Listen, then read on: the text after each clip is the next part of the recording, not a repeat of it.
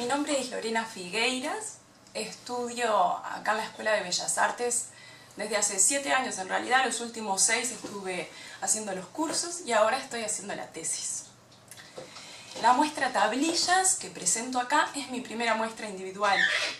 Es en realidad un gran trabajo en serie que aplica varias variables. Me fui encontrando con, primero, el barro. Y ahí empecé a meter algunos dibujos, algunas imágenes que estaban inquietándome desde hace un tiempo. Esas imágenes, como eran bastante sencillas, habían sido pensadas para escalas pequeñitas y escalas grandes. Por eso eran sencillas. Y en eso se me ocurrió, realmente a partir de un ejercicio del área de cerámica, probar tallarlas y generar de esa manera su huella en el barro, aprovechando la grandiosa capacidad del barro que me está fascinando desde hace un tiempo. Entonces así fue, empecé con unas tablillas pequeñas, probando con trinchetas, haciendo dibujitos, con unos relieves súper finos. Después no pude realmente registrarlos con una prensa, como se hace en el grabado. No pude porque me fui abriendo en esto de las tablas y buscando realmente algunas que fueran más interesantes. Entonces ahí, realmente yendo hacia el espacio cotidiano, yendo hacia el ámbito en el que nos movíamos, empecé a ver interesantes cosas ahí. Y encontré algunas tablas que eran residuos de los escultores de la escuela, de la gente que hace volumen en madera. Entonces esas tenían rastros de herramienta, que el barro siempre está registrando eso, uno siempre está interviniendo y eso está quedando en el barro. Entonces las herramientas es algo que está muy presente. Entonces la sierra sin fin y otras fueron bien interesantes para esa parte. Así yo, el plano que no tendría nada, en realidad ya tenía mucho. El soporte que yo iba a intervenir ya tenía mucho. Entonces mi dibujo sencillito ahí fue con la trincheta. Y después, a la hora de empezar realmente la investigación en los materiales, el barro no funcionó porque ese relieve demasiado finito, demasiado suave, precisaba un barro más plástico. Yo sabía que el barro finalmente iba a poder hacerlo. Entonces, a riesgo de qué iba a suceder con esta pasta nueva, hice una pasta que imita mucho al barro común. Es una pasta que tiene tierra negra y tierra similar a la greda. Ese es el barro más plástico, el que usan los que hacen torno.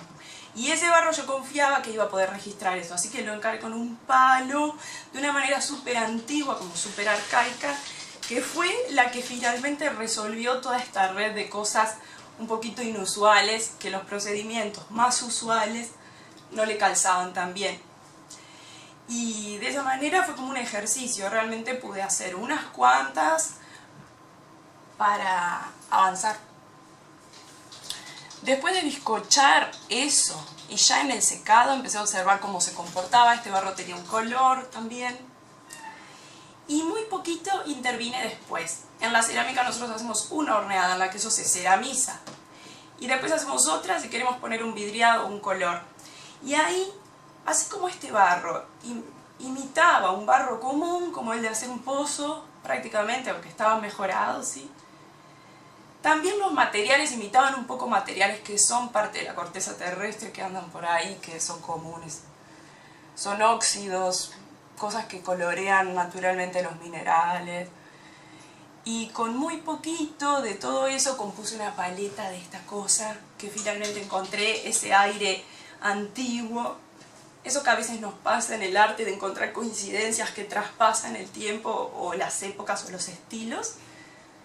Y el título, tablillas, me vino cuando a fin de cuentas veo en estas tablillas una cuestión que me evocaba el primer soporte de escritura, así que eran tablillas de arcilla, ni siquiera cosidas, con una cuñita o con algo finito, filoso, escritas.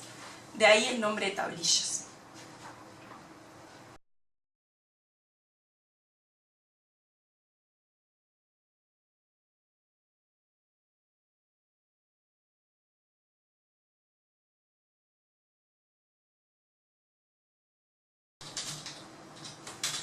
Para el caso de la investigación de materiales, fue interesante partir de algunos conocimientos y algunas recetas, pero con este problema que yo tenía, buscar un poco más allá de eso, qué variables podía yo modificar dentro de los materiales que tenía y los otros que podía imaginar buscar para lograr estos objetivos. En este caso iba por el lado de la plasticidad y por el lado del registro del dibujo, también por la textura y por lo matérico.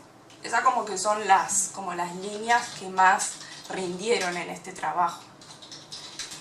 Y en cuanto a la superficie, también hubo que buscar un poquito cómo combinar algo que funda los óxidos, siendo que no quería esmaltar, que es la superficie que por lo general funde los óxidos para trabajar.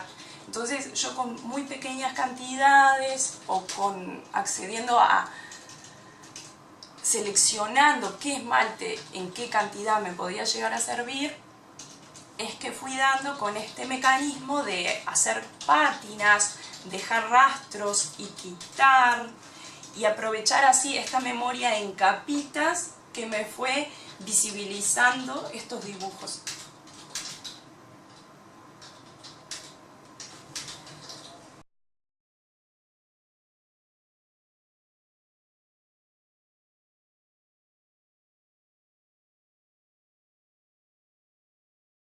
Viste que cuando vos esmaltás, la capa, la carga que le pones es muy importante.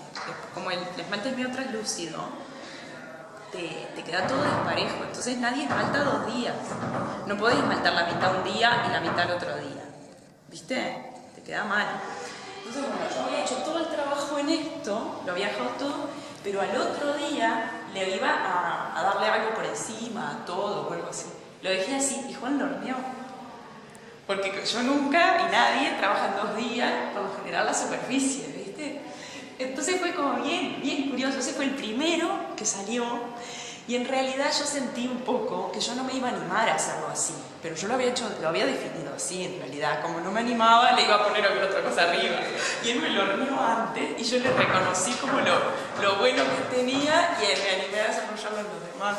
Pero eso fue muy gracioso, eso digo, no da para entrevistas ni nada, pero son cosas que a veces uno no se anima porque te parece feo, tipo, pues si esto no es lindo para mí, por ejemplo, o yo qué sé, a mí me sale mejor el esmalte que esto, o no sé, y en realidad en el objeto en sí era eso lo que yo quería hacer. Estuvo divertido ese manotazo de la Sara y de Juan.